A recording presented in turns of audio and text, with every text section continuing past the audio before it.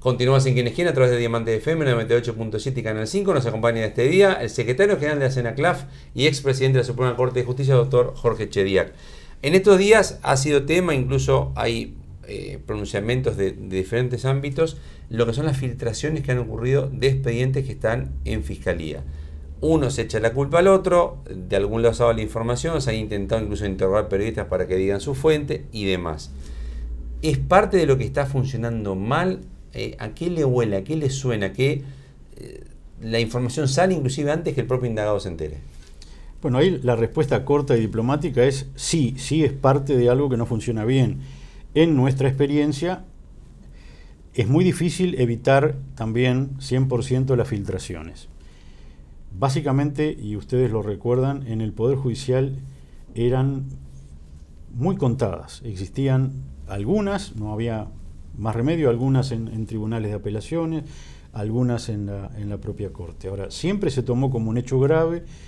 Es verdad que cuando se suele hacer la investigación administrativa, uno puede predecir, sin tener poderes psíquicos, que probablemente no arroje nada, porque realmente es muy difícil poder demostrar dónde se produjo la filtración.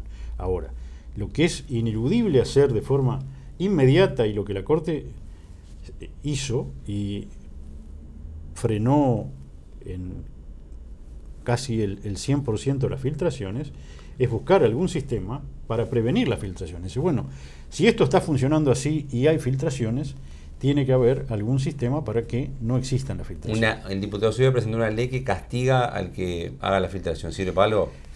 Nosotros, y usted lo sabe porque es abogado, de repente los televidentes no, teníamos dos sistemas de votación en la Suprema Corte de Justicia. La votación a sobre abierto, que básicamente significa que el ministro vota un expediente, somos 5, votamos primero, segundo, tercero, cuarto y quinto, el quinto redacta, si conforma la mayoría, con nuestros dos asistentes formamos el voto, que suele ser bastante largo y bastante complejo, se dobla el voto, se pone en un sobre, se engrampa, el expediente sube a despacho, como se llama, a la secretaría y pasa al siguiente ministro. Allí el tema es que con ese sistema las filtraciones pasan. ¿Por qué pasan? Dicen, no, porque básicamente somos 5 ministros, 10 asistentes, o sea que el expediente lo pueden ver 10 abogados y además los funcionarios de la secretaría. Póngale 20, 25 personas. O sea, 30 personas que pueden ver. Ahí, si con tantas personas, básicamente es aquello, el mejor secreto es el de uno y en el peor de los casos el de 2. ¿Cómo se eliminaron las filtraciones? Que básicamente a veces decían, este tema viene, hay 2 ministros, fulano y fulano votaron tal cosa, el tercer ministro votó esto. Bueno, básicamente con el viejo proverbio del secreto, lo que se llamaba en sobre cerrado, que básicamente no quería decir que aquel sobre que le poníamos una grampa, le pusiéramos 4 grampas y una cinta, sino que básicamente ese sobre, con el voto, el ministro se lo quedaba. Entonces, el primer ministro votaba, él sabía lo que había votado con sus asistentes y nadie más. El segundo votaba, se quedaba con su voto. Y recién al final todos se enteraban. Recién al final, luego del quinto voto, se iba al acuerdo, se abrían los votos y todos nos enterábamos cómo venía. ¿Por qué no se podía filtrar? Porque nadie sabía cómo venía la votación. Ese es eso es la única forma que previene esto. Hay que achicar el número de personas no que saben. Poner una pena al que lo diga porque nunca va a llegar a eso. Vuelvo, es muy difícil, por lo menos ahí ya hablando por viejo más que por diablo, es muy difícil que las investigaciones de las filtraciones arrojen algún resultado. En general, todo queda diluido y no se termina sabiendo cómo se produce. ¿Hay intencionalidad de esas filtraciones o es el mero hecho de la investigación de prensa de obtener información? No tengo la menor idea. Y si la tuviera no debería decirlo. Pero le suena algo. He sido juez durante 41 años y usted sabe que los jueces... O sea, esto no es la libertad de informar nada más. Tratamos de no dar titulares. Solo la libertad de informar no es. El tema es que una cosa es el derecho del periodismo a acceder a toda la información que legítimamente pueda y otra cosa es la obligación de los funcionarios públicos de mantener la reserva. Donde tenemos que poner el ojo, no en el periodista que está en el legítimo uso de su actividad profesional con la cual básicamente vive, sino en quién incumple sus obligaciones éticas y a veces legales de su función filtrando la información. Pero una cierta intencionalidad tiene esa persona. O sea, no es solamente voy a colaborar con que la prensa tenga información. Lo que pasa es que el funcionario que está obligado a guardar reserva de determinados aspectos de su función no puede, sin violar la ley y sin violar la ética que los funcionarios públicos también tenemos que tener, colaborar con el periodismo. Pero esto en un sistema que no está funcionando bien va a ser normal, o sea, no va a ser evitable. Habría, como la Corte encontró, habría que encontrar algún sistema para prevenir las filtraciones.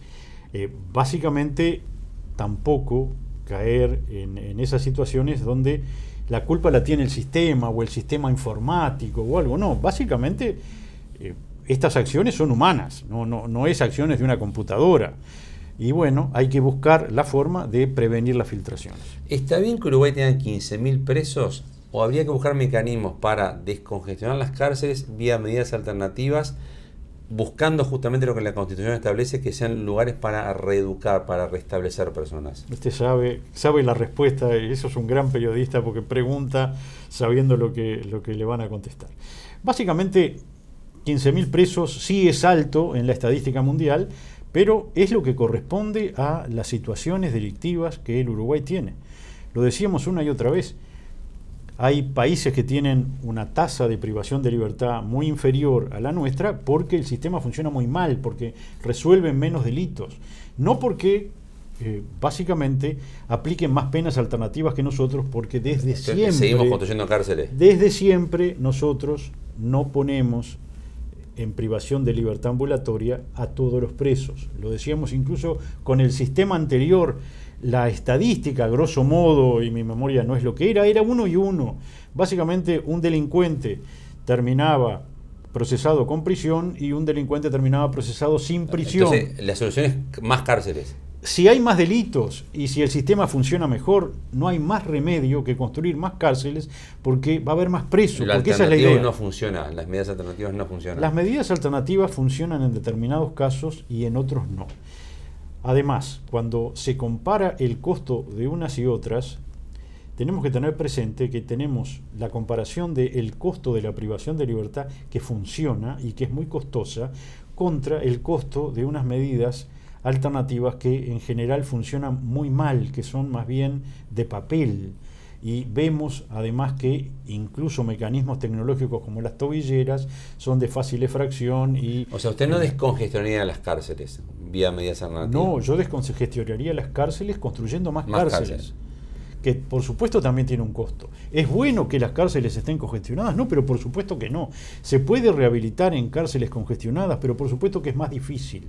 Pero básicamente hay que construir más establecimientos carcelarios de mediano porte o más chicos, con mecanismos que permitan a los internados trabajar, estudiar. Hay que, ya que estamos seguramente, y eso hace tiempo que lo venimos diciendo, ajustar un poco el dial en relación a el trabajo y estudio, a la redención por trabajo y estudio, porque el trabajar y estudiar permite descontar días efectivos de privación de libertad.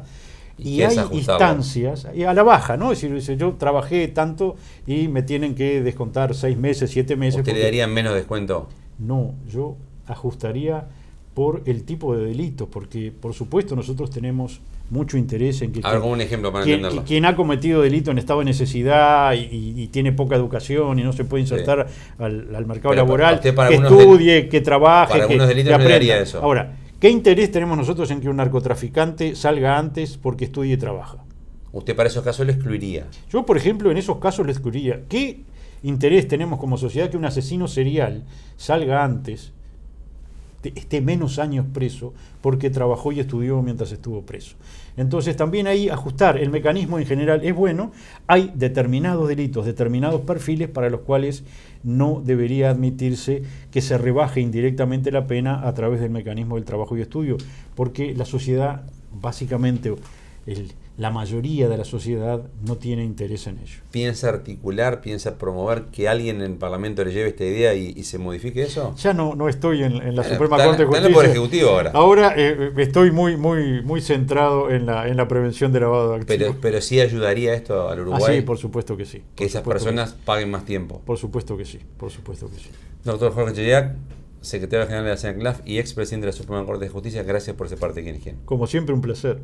Gracias a ustedes por acompañarnos en un programa más. Les recordamos, como siempre, el horario principal de emisión de Quién es Quién, jueves 22:30 horas en Canal 5. Dios mediante, entonces, nos encontramos en un próximo Quién es Quién. Gustavo Vanescayan, que le habla de salud. Les recuerda que esto ya es historia.